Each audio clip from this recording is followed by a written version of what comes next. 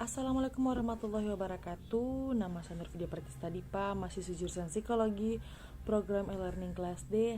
Hari ini saya akan menjelaskan lagi tentang apa pembahasan kita kemarin? Tentang psikodiagnostik. Dan penjelasan kali ini adalah tentang tes individu dan tes kelompok. Jangan berlama-lama lagi, mari kita ke penjelasannya. Yang pertama, tes individu. Tes individu ini dilakukan terhadap satu orang pada satu waktu tertentu dan dalam pelaksanaannya lebih berfokus pada global atau holistik serta tester berhadapan langsung dengan testi. Tujuan utama tes individu ini yaitu untuk mengukur kemampuan umum atau general trait dari individu. Time consuming observasi terhadap tes bisa dilakukan dengan lebih intensif. Skor tidak tergantung pada kemampuan membaca tes. Dan untuk tes individu itu ada macam-macam. Yang pertama itu tes intelijensi atau Stanford Binet. Digunakan untuk anak-anak yang berusia 2 tahun sampai orang dewasa yang berusia 85 tahun ke atas. Tes-tes dalam skala ini dikelompokkan menurut berbagai level usia, mulai dengan usia dewasa atau superior. Di antara usia 2 dan usia 5, tesnya meningkat dengan interval setengah tahunan. Sedangkan di antara usia 5 dan usia 14, level usia mengingat dengan interval 1 tahunan. Setiap level dalam usia skala ini berisi 6 tes, kecuali untuk level-level dewasa, rata-rata yang berisi 8 tes. Dalam masing-masing tes untuk setiap soal masing-masing tes untuk setiap level usia terisi soal-soal dengan taraf kesukaran yang berbeda. Berdasarkan perbedaan ini, taraf kesukaran itu dari kecil itulah yang disusun dari urutan soal dari yang paling mudah sampai yang paling sukar. Dan yang berikutnya ada skala Kaufman Brief Intelligence atau KBIT. Tes penyaringan intelijensi ini standar yang baru-baru dipublikasikan dalam bentuk edisi kedua, yaitu KBIT 2 yang terdiri dari skala kritis atau verbal yang memiliki 2 jenis soal, pengetahuan verbal dan teka-teki. Dan yang kedua itu skala non-verbal atau fluid yang mencakup soal-soal matriks. KBIT ini dilaksanakan untuk peserta yang berusia 4-90 tahun dan dalam waktu kurun lebih dari 20 menit. Dan yang tes selanjutnya itu adalah Weisler Adult Intelligence Scale atau WISE. Skala Weisler pertama kali diterbitkan pada tahun 1939 dengan nama Weisler-Bellevue atau WB. Sasaran utama tes ini adalah bagi orang dewasa. Tes ini dirancang untuk anak sekolah dan diadaptasikan untuk orang dewasa dengan menambahkan beberapa soal yang lebih sulit. Weiss telah mengalami beberapa revisi dan diberi nama Weisler Adult Scale Revised yang mencakup jangkauan umur 16 sampai 74 tahun. Sebagaimana versi Weiss sebelumnya, Weiss R ini terdiri dari skala verbal dan skala performansi. Kedua skala tersebut menghasilkan IQ verbal dan IQ performansi. Dan yang berikutnya adalah WISC atau tulisannya itu WISC. Revisi skala WISC yang dinamai WISC R ini diterbitkan pada tahun 1974 dan dimaksudkan untuk mengukur intelijensi anak-anak usia 6 sampai dengan 16 tahun. WISC R ini terdiri dari 12 subtes yang 2 diantaranya digunakan hanya sebagai persediaan apabila diperlukan penggantian subtes. Ke-12 subtes tersebut digolongkan menjadi 2 golongan, yaitu skala verbal dan terdiri dari informasi, comprehension, arithmetic, similarity, vocabulary, dan digit span dan span. Golongan kedua adalah skala performansi yang terdiri dari picture completion, picture arrangement, block design, object assemble, coding, maze. Dan tes selanjutnya adalah tes inventory. Ada namanya tes Rorschach. Dalam tes ini, klien diperlihatkan 10 kartu dengan bentuk ambigu hasil dari cipratan tinta yang hampir simetris. Selanjutnya adalah Thematic Apperception Test atau TAT. TAT ini didasarkan pada teori kebutuhan Murray yang melihat bahwa perilaku manusia didorong oleh motivasi internal dan eksternal, sedangkan lingkungan dipandang sebagai press atau tekanan yang mempengaruhi dorongan tersebut.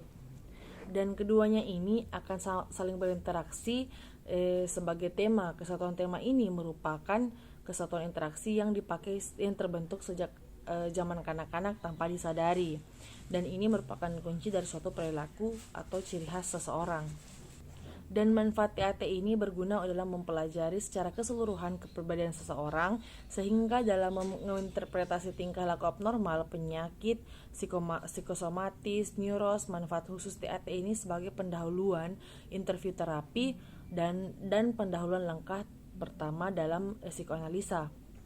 Dan kita masuk ke tes kelompok. Dalam tes intelijensi kelompok ini ada IST, yaitu terdiri dari bagian-bagian yang saling berhubungan secara struktur, di mana dari struktur tersebut menggambarkan pola kerja tertentu. Tes ini cocok untuk digunakan dalam memahami diri dan pengembangan pribadi, merencanakan pendidikan, dan karir sebagai membantu dalam mengambil keputusan hidup seseorang.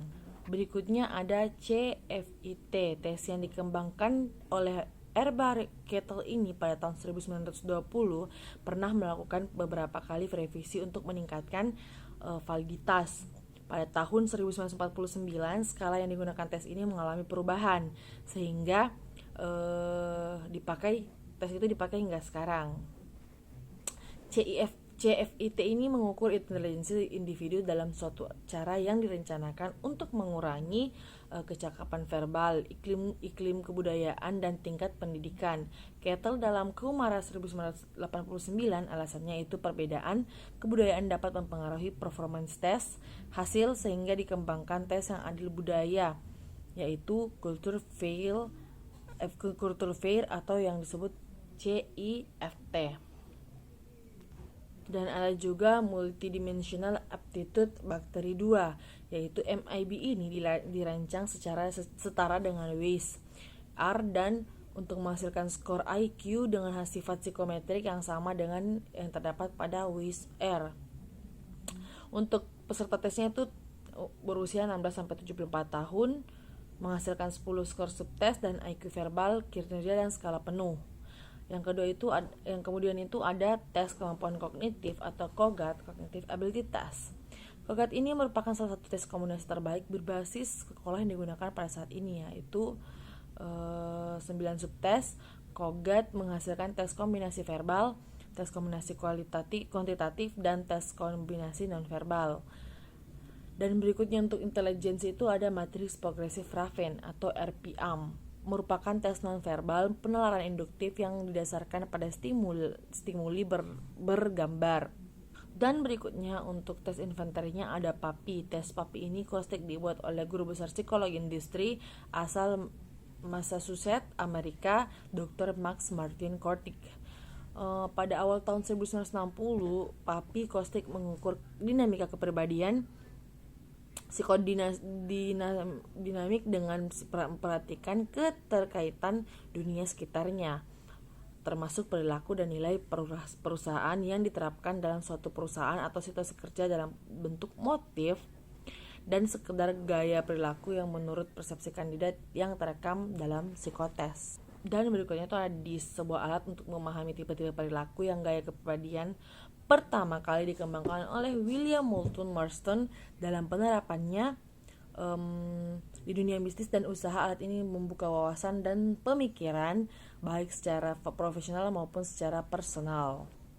Dan berikutnya itu adalah APPS. Tes APPS ini merupakan tes kepribadian yang mengukur tingkat kepribadian seseorang. Tes ini dikembangkan menurut teori kepribadian H.A. Murray yang mencakup 15 kebutuhan yang harus dimiliki manusia. Dan berikutnya ada tes RMIB. Menurut sejarahnya, tes tersebut disusun oleh Rowell pertama kali pada tahun 1947. Saat itu tes ini hanya memiliki 9 jenis kategori dari jenis-jenis pekerjaan yang ada. Kemudian pada tahun 1958, tes ini diperluas dari 9 kategori menjadi 12 kategori oleh Kenneth Miller. Sejak saat itu tes minat tersebut menjadi tes interest Rothwell Miller yang atau dikenal dengan istilah RMIB atau Rothwell Miller Interest blank. Dan yang terakhir ada Holland. Holland mengungkapkan 4 asumsi, yaitu ada jenis model lingkungan kerja, atau realistik, investigatif, artistik, sosial, enterprising, dan konvensional. Yang kedua itu orang mencari lingkungan kerja yang memungkinkan keterampilan-keterampilan dan kemampuan-kemampuannya, mempraktikkan sikap-sikap dan nilai-nilainya, dan menerima masalah-masalah dan peranannya yang sesuai dengan kongruensinya. Yang ketiga itu perilaku seseorang ditentukan oleh pengaruhi oleh interaksi kepribadian dan ciri-ciri lingkungan karirnya. Demikian tentang psikodiagnostik tes individu dan tes kelompok. Semoga bermanfaat. Terima kasih banyak. Assalamualaikum warahmatullahi wabarakatuh.